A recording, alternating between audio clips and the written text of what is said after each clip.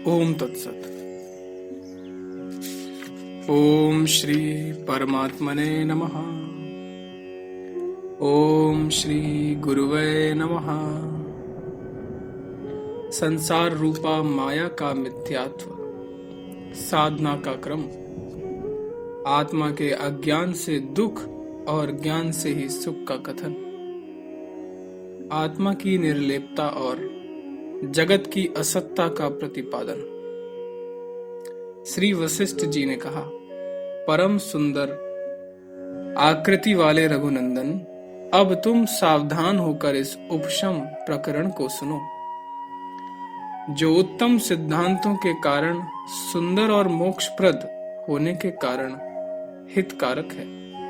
श्री राम, जैसे सुदृढ़ खंबे मंडप को धारण करते हैं, उसी तरह राजस तामस जीव सदा इस विशाल संसार माया को धारण करते हैं।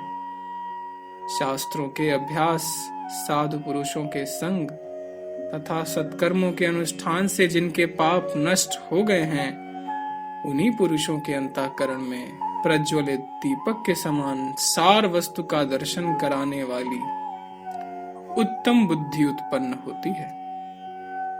स्वयं ही विवेक विचार द्वारा अपने स्वरूप की पर्यालोचना करके जब तक उसका यथार्थ ज्ञान नहीं प्राप्त किया जाता, तब तक ज्ञेय वस्तु की उपलब्धि नहीं होती।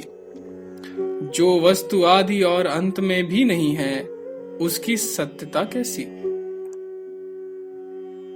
जो वस्तु आदि और अंत में भी नित्य है, वही सत्य है, दूसरी नहीं।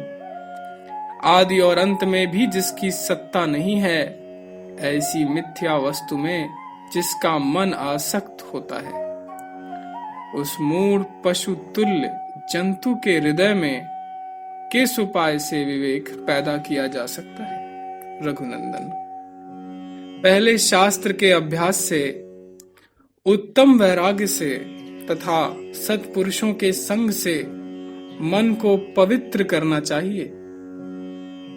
सौजन्य से युक्त चित्त जब वैराग्य को प्राप्त हो जाए, तब शास्त्रों के ज्ञान विज्ञान से गौरवशाली गुरुजनों का अनुसरण करना चाहिए। फिर गुरुदेव के बताए हुए मार्ग से पहले सगुण परमेश्वर का ध्यान पूजन आदि करें। यूं करने से साधक उस परम पावन परमात्म पद को प्राप्त होता है। अपने अंतःकरण में निर्मल विचार के द्वारा स्वयं ही आत्मा का साक्षात्कार करे। मनुष्य तब तक संसार रूपी महासागर में तिनके के समान बहता रहता है, जब तक वह बुद्धि रूपी नौका द्वारा विचार रूपी तट पर पहुंचकर स्थिर नहीं हो जाता। जिसने विवेक विचार के द्वारा जानने योग्य वस्तु को जान दिया है, उस पुरुष की बुद्धि उसकी सारी मानसिक चिंताओं को उसी तरह शांत कर देती है, जैसे सुस्थिर जल बालू के कणों को नीचे दबा देता है। जैसे सुवर्ण का ज्ञान रखने वाला सुनार राख में पड़े हुए सोने को या सोना है या राख, इस तरह साफ साफ समझ लेता है, अतः उसे सुवर्ण की अप्राप्ति के कारण होने वाले मोह नहीं सताता। उसी तरह यह जीव चिरकाल तक विचार द्वारा अपने स्वरूप का परिज्ञान कर लेने पर स्वतः अपने अविनाशी स्वरूप में प्रतिष्ठित हो जाता है। इस दशा में उसके लिए यहाँ मोह का अवसर ही कहाँ रह जाता है। जिस पुरुष ने तत्व का यथार्थ ज्ञान नहीं प्राप्त किया, उसका मन यदि मोहग्रस्त होता है तो हो, किंतु जिसे सार तत्व का यथार्थ ज्ञान हो चुका है, उसमें तो मूर्ता की संभावना ही नहीं। यह बात निश्चित रूप से कही जा सकती है। जगत के लोगों, जिसका यथार्थ ज्ञान नहीं हुआ, वह आत्मा ही तुम्हारे दुखों की सिद्धि का कारण है। यदि उसका ठीक ठीक ज्ञान हो जाए, तो वह तुम्हें अक्षय सुख एवं शांति दे सकता है। मनुष्यों, जिसने आत्मा पर आवरण डाल रखा है, ऐसे इस शरीर से मिले जुले हुए से अपने आत्मा का विवेक द्वारा साक्षात्कार करके तुम लोग शीघ्र स्वस्थ हो जाओ। मानो जैसे कीचड़ में गिरे होने पर भी सोने का उस कीचड़ के साथ तनिक भी संबंध नहीं रहता, उसी प्रकार इस निर्मल आत्मा का देह के साथ थोड़ा सा भी संबंध नहीं। प्रबुद्ध हुआ मन जब अपनी परमार्थिक स्थिति को मिथ्याभूत प्रपंच से पृथक करके देखता है, तब हृदय का अज्ञान अंधकार उसी प्रकार भाग जाता है जैसे सूर्योदय होने पर रात्रि का अंधेरा दूर हो जाता है। जैसे धूल से आकाश और जल से कमल लिप्त नहीं होता, उसी प्रकार शरीरों से संबंध होने पर भी आत्मा उनसे लिप्त नहीं होता। जैसे नेत्र दोष के कारण आकाश में बिंदुओं के समान आकृति वाले तिरमिरे दिखाई देते हैं और आकाश के निर्मल होने पर भी उसमें मलिनता की प्रतीति होती है, उसी प्रकार आत्मा में सुख दुख का अनुभव मलिन बुद्धि वृत्ति रूप अज्ञान के कारण ही होता है। सुख और दुख ना तो जड़ देह के धर्म है और ना सर्वातीत विशुद्ध आत्मा के। ये अज्ञान के कारण ही अज्ञानी के अनुभव में आते हैं और यथार्थ ज्ञान के द्वारा अज्ञान का नाश हो जाने पर किसी के भी अनुभव में नहीं आते। रघुनंदन, वास्तव में ना तो किसी को कुछ सुख है और ना किसी को कुछ दुख ही। सबको शांत अनंत आत्म स्वरूप ही देखो।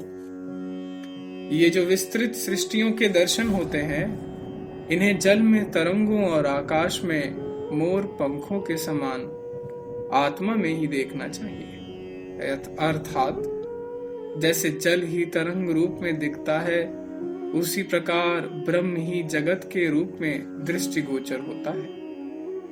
तथा जैसे नेत्रों के दोष से मनुष्य को आकाश में मयूर पुक्ष सा दिखाई देता है, पर वास्तव में वह वहां होता नहीं, उसी प्रकार यह संसार वस्तुता ना होने पर भी अज्ञान के कारण परमात्मा में दिखता है। सच्ची बात तो यह है कि एकमात्र ब्रह्म के सिवा दूसरी कोई वस्तु है ही नहीं। शुद्ध बुद्धि वाले रघुनंदन, आत्मा और जगत ना तो एक हैं और ना अनेक ही, क्योंकि जगत असत है, अर्थात ब्रह्म के सिवा दूसरी कोई वस्तु ना होने से द्वैत भी नहीं है, तथा ब्रह्म से संसार पृथक दिखता है, इसलिए एक भी नहीं कहा जा सकता। वास्तव में अज्ञान के कारण अज्ञानी को बिना हुए ही यह संसार प्रतीत हो रहा है। निष्पाप श्री राम, यह सब निश्चय ही ब्रह्म है। इस प्रकार सब परमात्मा ही है, वही सर्वत्र व्याप्त हो रहा है। मैं पृथक हूं और यह जगत मुझसे पृथक है। इस भ्रम पूर्ण कल्पना का परित्याग करो। जैसे अग्नि में हिमकण की कल्पना नहीं हो सकती, उसी प्रकार एकमात्र अद्वितीय सर्वस्वरूप सच्चिदानंद घन परमात्म तत्व में उससे भिन्न दूसरी वस्तु की कल्पना ही नहीं हो सकती। रघुनंदन, इस परमात्मा में ना शोक है, ना मोह, ना जन्म है और ना कोई जन्म लेने वाला ही। यहाँ जो है वही है, ऐसा निश्चय करके तुम दुख सुख आदि द्वंद्वों से रहित, नित्य सत्व में स्थित, योग क्षेम रहित, अद्वितीय, शोक शून्य और संतापहीन हो जाओ। परम सुंदर श्री राम, इस समस्त विस्तृत संसार की रचना असत्य रूप है। इसकी असत्यता को जानने वाला तत्वज्ञानी पुरुष इस मिथ्याभूत प्रपंच के पीछे नहीं दौड़ता। तुम तत्वज्ञ हो, तुम्हारी कल्पनाएं शांत हैं, तुम रोग दोष से रहित हो और नित्य प्रकाश स्वरूप हो। अतः शोक शून्य हो जाओ। अपने समस्त गुणों से राजाओं तथा प्रजाजनों को आनंदित करते हुए तुम इस भूतल पर पिता के दिए हुए इस एक छत्र राज्य का चिरकाल तक सर्वत्र समतापूर्ण दृष्टि के द्वारा भली भांति पालन करते रहो।